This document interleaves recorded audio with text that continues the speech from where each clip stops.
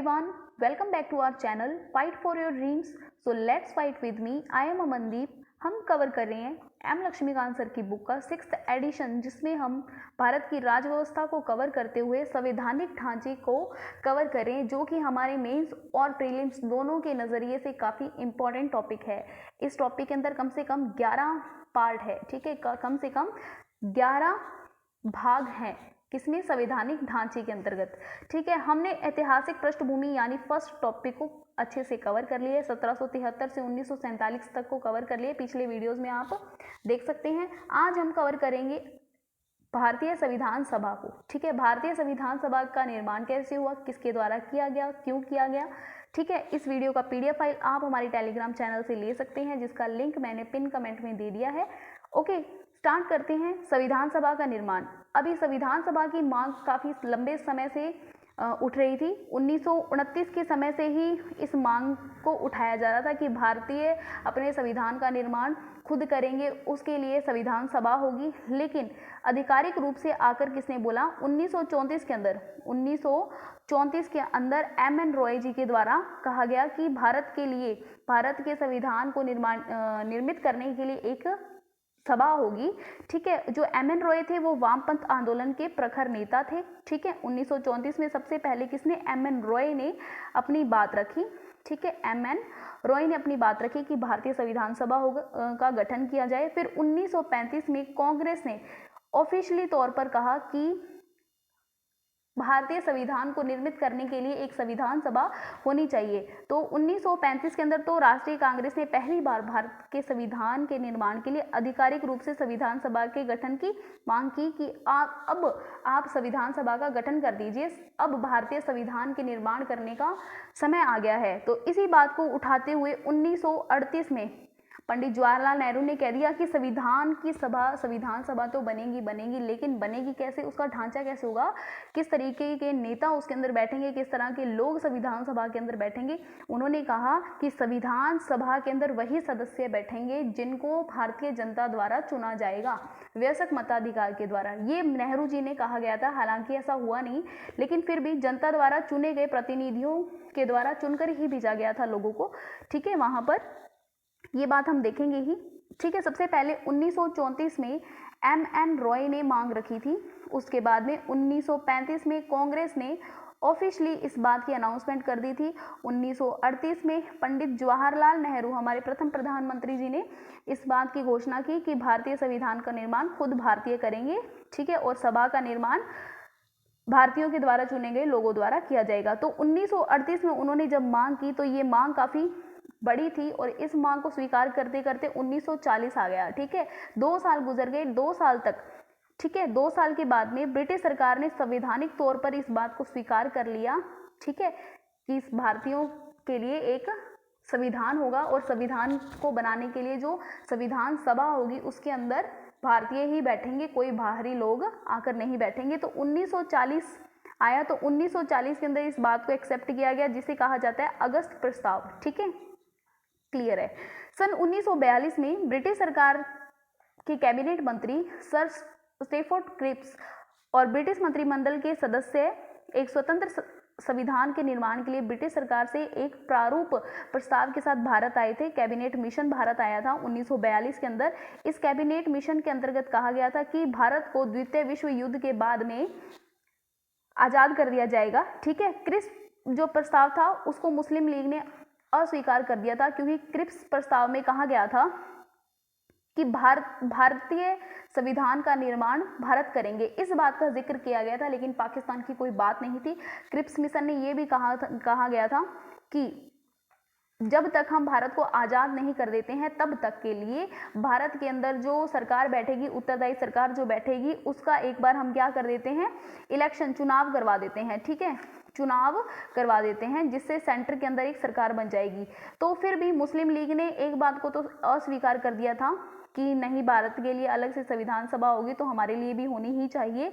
तो लेकिन Cripps mission ने इस बात को अस्वीकार कर दिया था, मुस्लिम लीग की बात को अस्वीकार कर दिया था कि पाकिस्तान की बात आपकी जायज़ है, लेकिन मुस्लिम लीग अपनी बात पर अड़ी हुई थी। भारत को कहा गया था कि जो भारत के हिस्सा है, भारत का स्वायत्त हिस्सा है, ठीक है, पाकिस्तान का जो चाहते हैं वो हिस्सा, वो उसको दे दिया जाए, ठीक है। ये बात मुस्लिम लीग कह रही थी। वो कह रही थी कि भारत को 2 स्वायत्त हिस्सों में बांट दिया जाना चाहिए, जिसकी अपनी अलग अलग संविधान सभाएं होनी चाहिए। हम भारत के संविधान की सभा में नहीं बैठेंगे।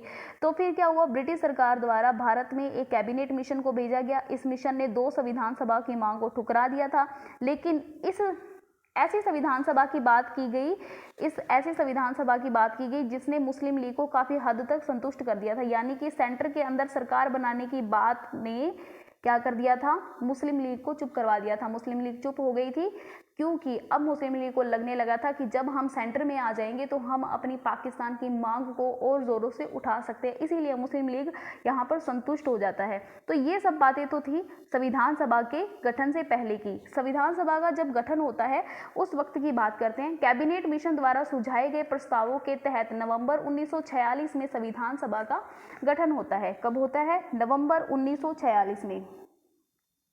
क्लियर है? इतना पॉइंट याद रखना। इस योजना की क्या विशेषताएं थी? कैबिनेट मिशन में कौन कौन सी योजना थी? इस योजना में कहा गया था कि संविधान सभा में जितने सदस्य होंगे, कितने सदस्य होंगे? 389 सदस्य बैठेंगे, ठीक है।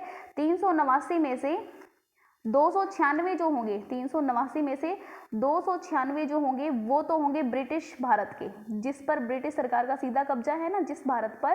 389 में से 296 तो सीधे ब्रिटिश इंडिया के होंगे, ठीक है, जहां पर सीधा अंग्रेजों का शासन है, ठीक है। और 93 सीटें जो होगी वो रियासतों को दी जाएगी। क्लियर है? समझ आ गया? 93 सीटें जो होगी वो किसको दी जाएगी? रियासतों को दी जाएगी। तो हो गया ना टोटल, ये हो गया 389 हो गया। 389 में से 200 हमारी 96 सीटें ब्रिटिश भारत को देनी थी और 93 सीटें देसी रियासतों को देनी थी, जहां पर राजा महाराजा बैठा करते थे। ब्रिटिश भारत को आवंटित की गई सीटें, अब ब्रिटिश भारत को जो दी गई थी सीटें 296 सीटों में से 292 सीटों के जो सदस्य होंगे, 292 सीटों के जो सदस्य होंगे उनका चयन करेंगे गवर्नर, उनका चयन करेंगे गवर्नर, और बाकी चारों का कौन करेगा?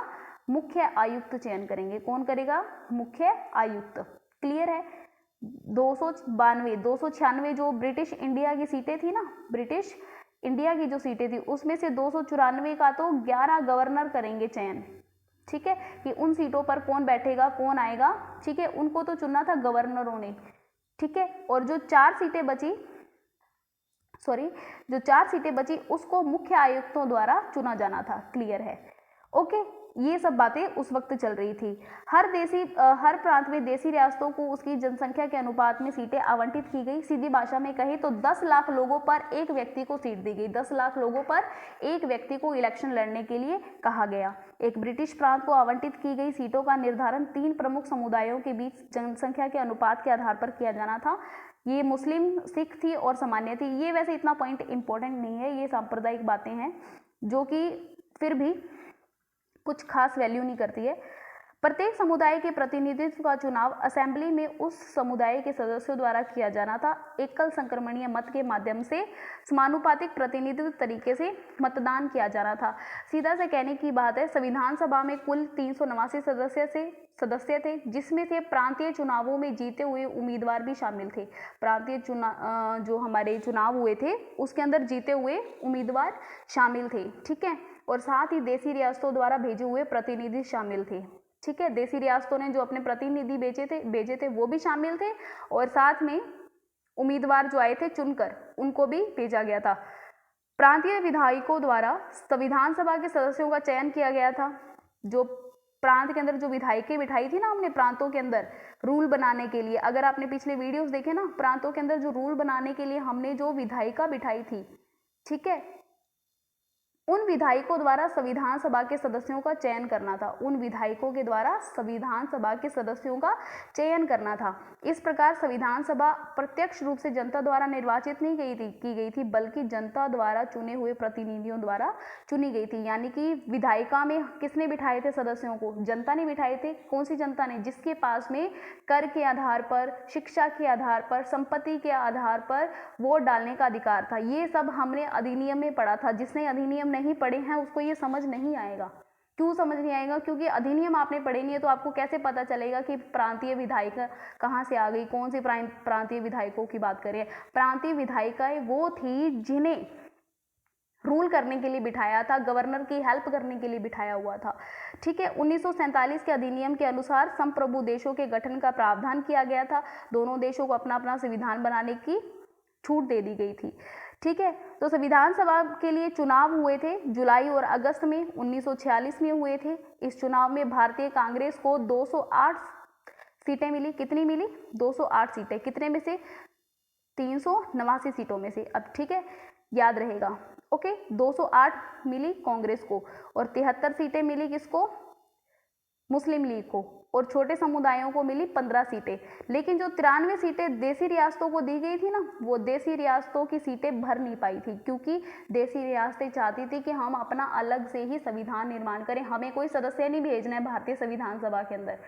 देसी रियासतों ने कहा हमें कोई अपना सदस्य नहीं भेजना है भारतीय संविधान सभा के अंदर, क्योंकि हम तो भारत के अंदर शामिल होना ही नहीं चाहते थे। तो यही बात हुई कि जो 93 आवंटित सीटें थी वो भर नहीं पाई, क्योंकि उन लोगों ने खुद को भारतीय संविधान सभा से अलग कर दिया था।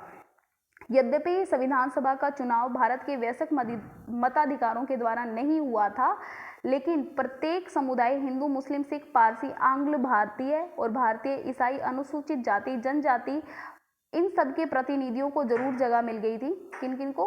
कि संविधान सभा के अंदर सभी समुदाय, लगभग हिंदू, मुस्लिम, सिख, पारसी, आंग्ल भारतीय, भारतीय, ईसाई, अनुसूचित जाति और जनजाति के जो प्रतिनिधि थे, उन सबको भारतीय संविधान में जगह मिल गई थी। किसके आधार पर? वोटिंग के आधार पर। वोटिंग कैसे हुई थी? विधायिकाओं के द्वारा चुनकर भेजा गया था। ठीक है, इसके अंदर महिलाएं भी शामिल थी।